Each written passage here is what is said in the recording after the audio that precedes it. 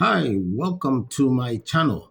Let's take a quick rundown of the game so far in the round of 16.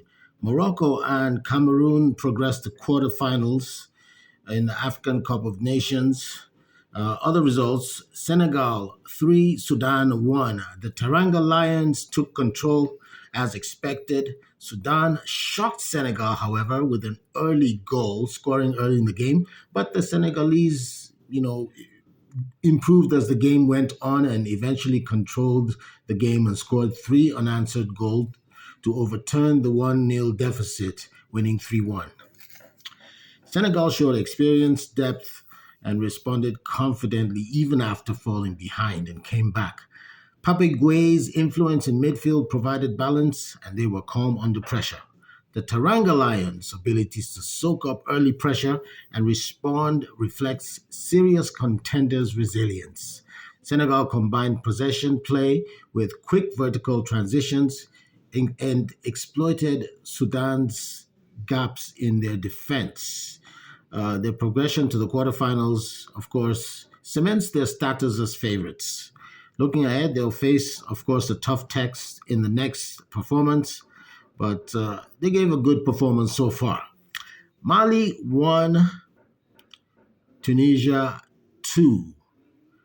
After, of course, it was 1-1 at first, and then Mali ended up beating Tunisia 3-2. Whew, penalties are always nerve wracking.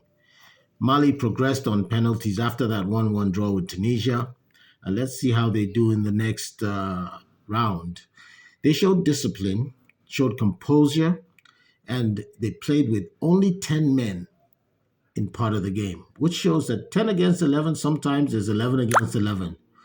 Tunisia, on the other hand, has been eliminated, and that's already prompted some shakeups in terms of the manager, and it shows that they're not happy. Who would be anyway? Mali's defensive organization and ability to withstand pressure was, a thumbs up to them for that. On the other hand, Tunisia lacked cutting edge in key moments, and they'll be kicking themselves after this, I tell you. Now, Morocco beat Tanzania 1-0. The Tanzanians played their hearts out. You have to give it to them, even though they lost. The hosts, of course, it's not easy playing against a host nation, especially not one with that pedigree.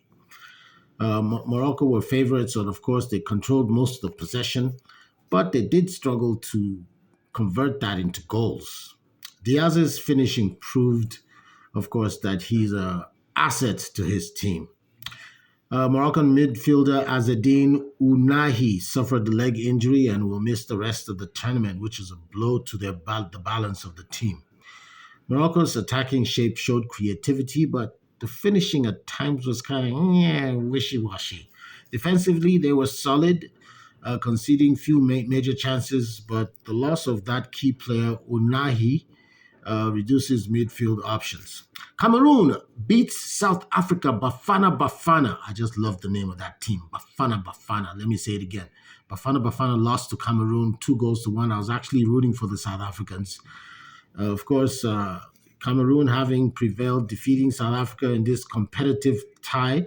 Now, Cameroon took the lead and they managed the game pretty well despite South Africa's late pressure and an equalizer, which made it a little bit tense. Cameroon's pragmatic approach paid off. Good transitional play and defensive shape under pressure. They didn't crack. South Africa had good possession and created chances, but they did struggle to convert them. Now, that's what basically made them lose that game. Cameroon's path to the quarters is a story of resilience. Despite off field issues, including recent managerial issues and player omissions. Egypt 3, Benin 1. Benin should be proud of themselves. They have nothing to be ashamed of. They have done very well. In fact, they scared the pants off the Egyptians, if you ask me. Salah, of course, shown when it matters, giving his team that victory. Egypt were really tested by the Beninois, I tell you. They went level before extra time, equalizing after Egypt scored. But of course, Mohamed Salah made the difference, sealing the win with a late finish. In fact, they scored. Benin did so well, only to fall like a house of cards in extra time. I mean, they'll be scratching their heads like, what happened, really? Egypt's ability to find key moments is what showed that they have the mental strength that sometimes it takes to overcome opponents in a competition like this one. Experience does matter, especially in the knockout stages. Egypt and Cameroon, of course, showed that, made the right decisions, were able to come to rise to the occasion at the moments when it mattered. That is what really happened. Mali's win over Tunisia and, of course, Benin's competitive. I mean, they should be proud, like I said. Their competitive showing against Egypt show that they are not a side to be messed with. Um, the winners, of course, rose to the occasion and did just enough to win at the right moments. So, looking ahead, as we move into the quarterfinals, Senegal, Morocco, Cameroon, Mali, and Egypt will headline the draw, with each bringing a different identity. Senegal has the fluid attacks. Morocco, possession based creativity. Cameroon, organized defense and efficiency. Egypt, clinical finishing and game management. Mali, discipline and resilient.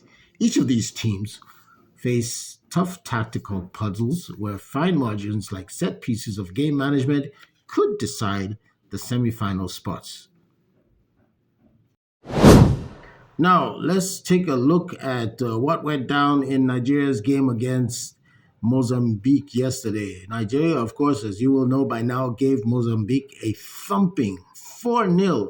In fact, it could have been more.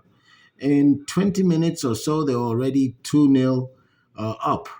They dominated the game and delivered one of the most commanding performances of this AFCON round of 16 with a 4-0 win to advance to the quarterfinals. Now, how it unfolded is Nigeria, of course, scored two goals quite early. Like I said, within 20 minutes, it was already 2-0, with goals within 5 minutes apart from each other. And then they scored another two goals in the second half. And it was a comfortable stroll in the park for Nigeria. They were strolling through the park, eating ice cream as they went through this game. Ademola Lookman was instrumental. He scored the opening goal and, of course, played a key role in Nigeria's attack. Victor Osimhen scored twice, showcasing his clinical finishing and leadership up front. Akor Adams added to the tally, making it 4-0, and adding, of course, to the performance as far as attack goes. The 4-0 scoreline ended up being they're the first team to score four goals in this tournament, the largest margin in the round of 16 so far. Nigeria's attack was dominant on both flanks and in the middle as well. They combined quick interplay with direct forward passes. At a point, it looked like a training session, really. Lukman's movement created spaces and chances, allowing Nigeria to break Mozambique's defense early. Osimhen finished chances with precision. Of course, that was a huge boost for the team. Mozambique had their struggles, as the scoreline clearly shows. It was a historic appearance for them, their first time of reaching the round of 16 in AFCON. But the occasion seemed overwhelming. The pants were just too big for them to wear. And they were just no match against this high flying, high caliber, guns blazing, like Trump would say, Nigerian side. What this means for Nigeria is basically they go into the quarterfinals. They will be playing either Algeria. I think their opponents will be either Algeria or what other country? I can't remember. Let's get back to that. Anyway, Nigeria entered the game as favorites after a perfect group stage topped with 3 wins. Mozambique made history by reaching this stage for the first time, but could not withstand the power of the Super Eagles. There was also some drama. between Ademola Lookman and Victor Osimhen, two of Nigeria's star players. There was a occasion where Ademola Lookman failed, had a chance to pass the ball to Victor Osimhen, which he didn't, and Osimhen blew up and basically went into a tirade and let Lookman have it. He said something in the something in the area of next time no triumphs. He said something like that, which I think really was uncalled for. There's no need for animosity between players. That just brings the team down. Even if you're not friends off the pitch, even though it's better if you are, once you're on that pitch, you are friends, you are brothers, you are partners, you are family, you are everything. Now, when the whistle blows and you walk off the pitch, there you can go your separate ways. But while you're on that pitch, you should be one, and that's what team spirit means. So berating his teammate for failing to pass the ball to him, I don't think that was very mature of Victor Osimhen.